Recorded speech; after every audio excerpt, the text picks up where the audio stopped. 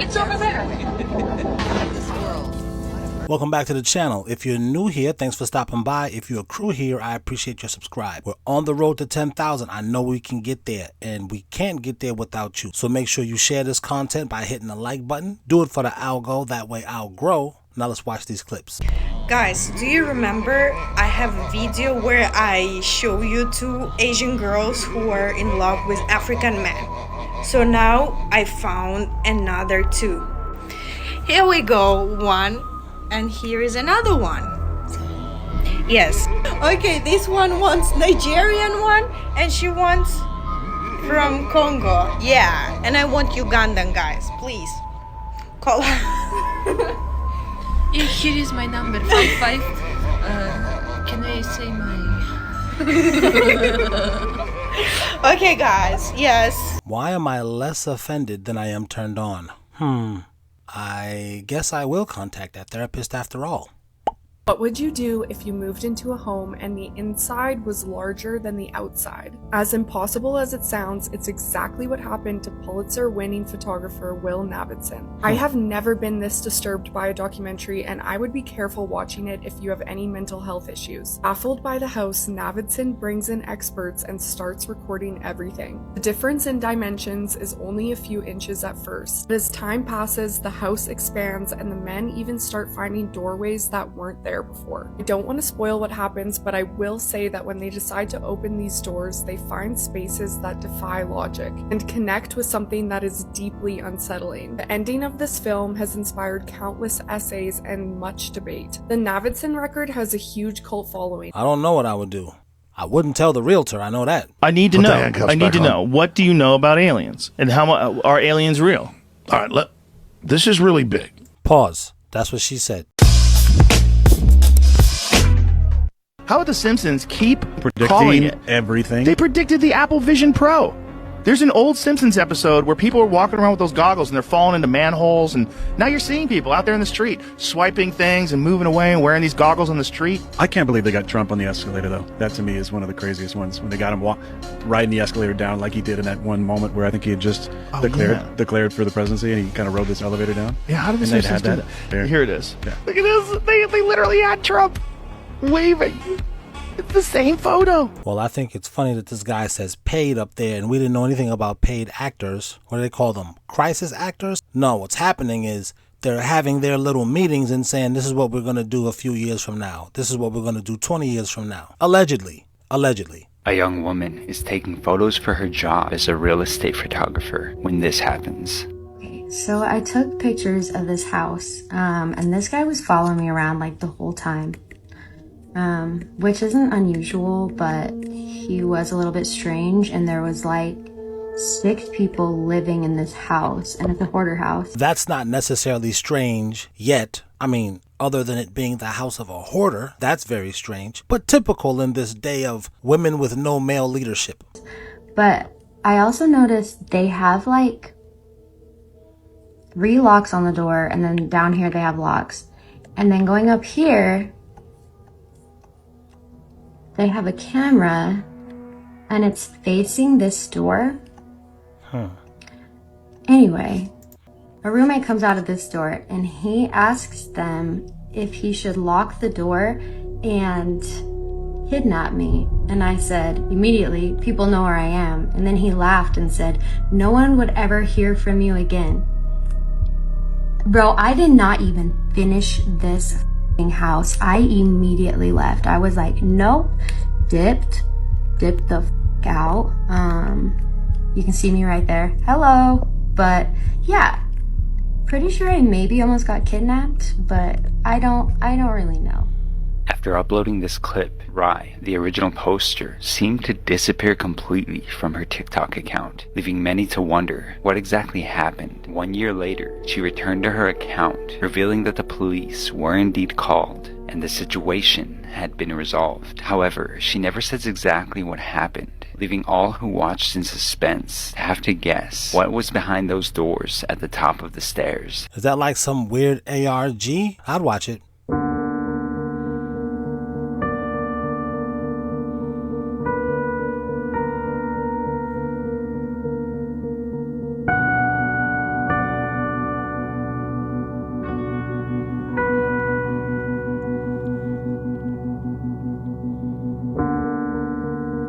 That's cute, right? That turns into this. I know you're not picking me up no more. I'm about to listen. Do you not know what early mean? I said early, not late. Listen, I was stuck on a car. That's not even a skit. It's weird that your kid is talking to you like that and you cackling like it's cute. Cat ladies churning out future cat ladies. It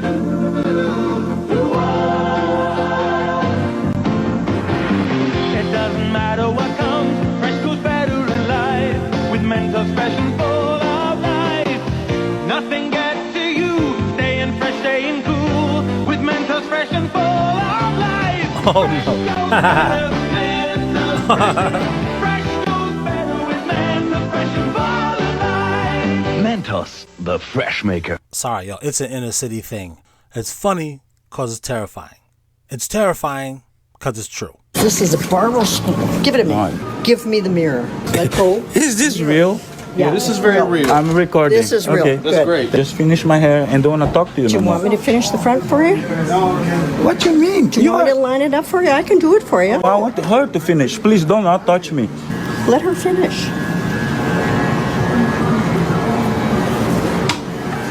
Whoa, that's a demon inside that. Or is that a straight up and down demon that's just morphed into a human? Crispy hot maple waffle wings. They are absolute free booty. Let's go, baby. Did this nigga say his wings are free booty? Oh, God.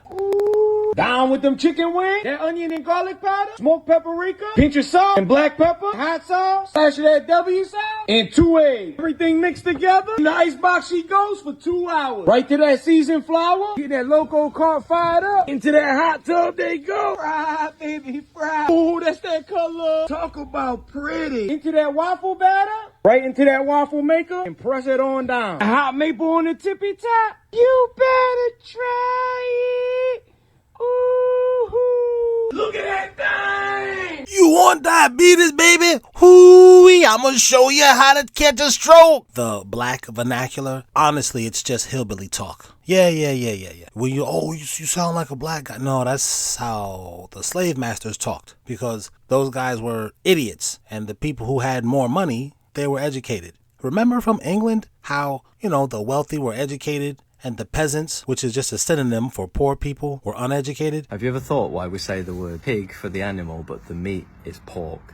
Cow for the animal, but the meat is beef? Sheep is the animal, but the meat is mutton? Well, it's because England was ruled by the French for 300 years. They spoke actual French, not English, and they were the only ones who ate that meat, so they used the French word for it. The common people did not eat those meats. Why is the animal chicken? And the meat is also chicken, and the same for turkey and rabbit. That's because the upper class did not eat those meats, so the words remained the same as the Anglo-Saxon. Quite interesting, isn't it? Same thing with the slave masters. Well, not the masters, but the actual overseer. You speak like you're spoken to, and the slaves spoke whatever language they spoke, so they would hear the slave masters and all of the other Appalachians talking like this. So before you guys in the comments say, oh, you're pushing that race, I think that dude really talks like that. He's not copying black people. Black people over the generations, the hundreds of years, were copying these guys. How do I know that? For one, I study, and for two, I lived in the South. Shout out to anybody who lives in the South, and a lot of your white folks sound like this guy.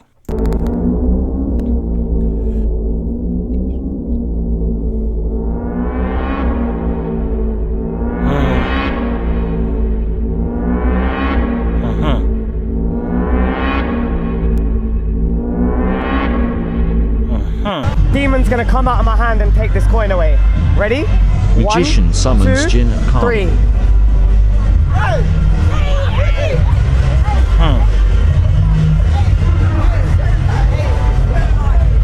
But you know where that coin went? Yo, look under your watch. What if I told you the magician is not really magical? He just has a contract with a demon, and the demon is helping him do that stuff. Would you believe that? So the jinn has the physical power to be much faster than man and to go through physical barriers because it's energy. Like we have the waves of the telephone come through the walls of the masjid, so too the jinn can go through and come out, not a problem. Additionally, The jinn, very interestingly enough, and we learned this from the story of Sulaiman, it has a very, very amazing power. We learned that the jinn even has the power to transform matter into energy and to take that energy from one place to another and retransform it back into matter. E equals MC squared can be proven in its own way. According to the story of Sulaiman, the jinn went from Jerusalem to Yemen, promised to do this. I can bring the throne back to you before you stand up.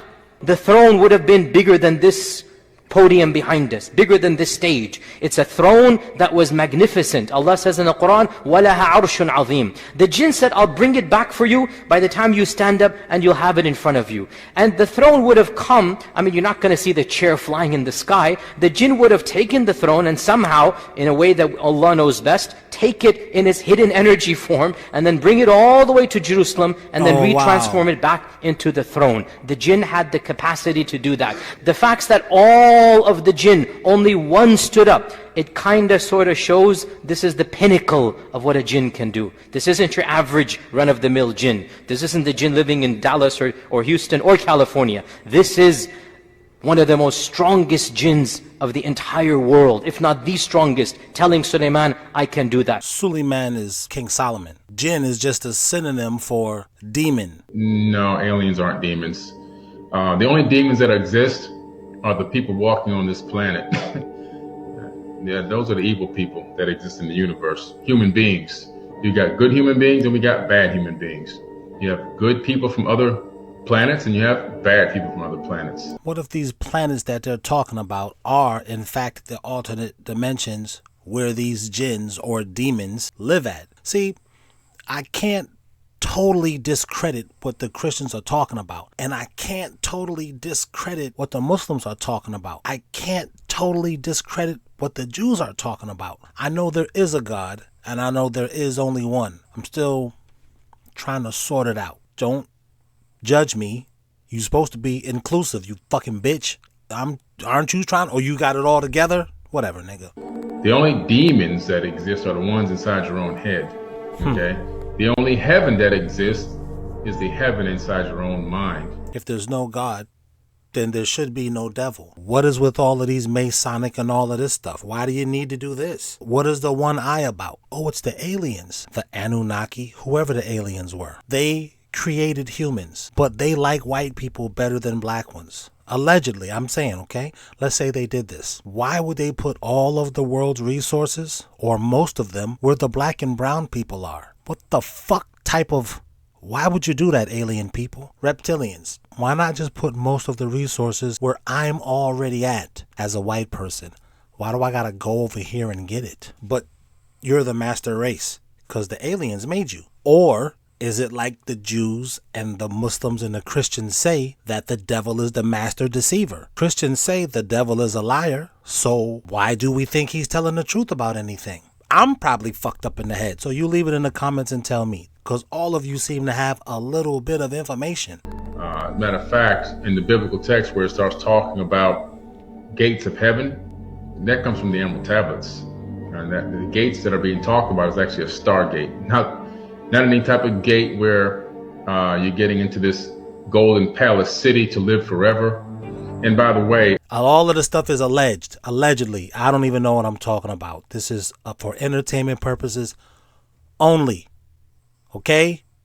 Fuck you. In that religion, if you really understand and you really studied it, you'll find out that only a chosen select few people are allowed to get into the inner city. And the rest of the people that still supposedly made it to heaven have to live on the outskirts. They can't really live in the... because they're not the chosen ones. You see, so religion really promotes segregation. It promotes racism. It promotes divide and conquer. But so does this alien shit. See? Let's just put a black guy in front of you and let this black guy tell you. Because Neil deGrasse Tyson, nobody believes this old fuck. So we'll put a young, good looking, I wouldn't doubt it if this nigga is a CIA operative. But allegedly, I don't know who the fuck this dude is. He just popped up out of no fucking where. And he's got all this knowledge. What the fuck you mean NASA let you into the fucking pyramids? I don't trust none of these fucks. That's why religious people will kill you. A religious person will kill you. A political person will kill you. Nigga, a crackhead will kill you. What the fuck? These, man, your wife will kill you.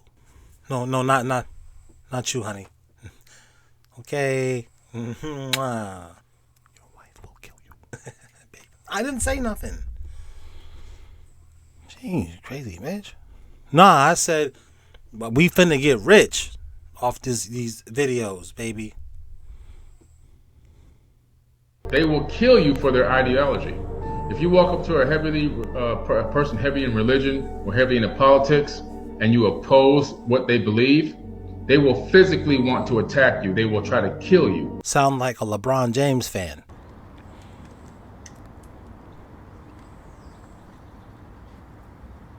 Nobody told me how lonely being a... Welcome to manhood, bitch ass nigga. You done already broke the first rule. You over here whining and crying. We don't do that over here. It's not acceptable. Here's the harsh reality of being a man. Society don't give a fuck about how lonely you are. Nope. Society does not give a fuck about your feelings. Society damn sure don't give a fuck about them tears. Leave that crying shit over there where the fuck it belongs. Man up, nigga. You'll be alright. That's what you get. You wanted to be a man. Motherfuckers told you, nah, stay a girl. You should have just told people, you know what? I don't want to be a man. I just want to date other women. Go date one. You don't want to be a man. It ain't what you think it is. Stay in your motherfucking lane. Or don't. But you'll see. In the 1985 classic Back to the Future, at a scene called the Twin Pines Mall, we will bear witness to a sudden surprise terrorist attack perpetrated by a group of terrorists. Okay. The attack is at the Twin, which is a reference to the Twin Towers. Okay.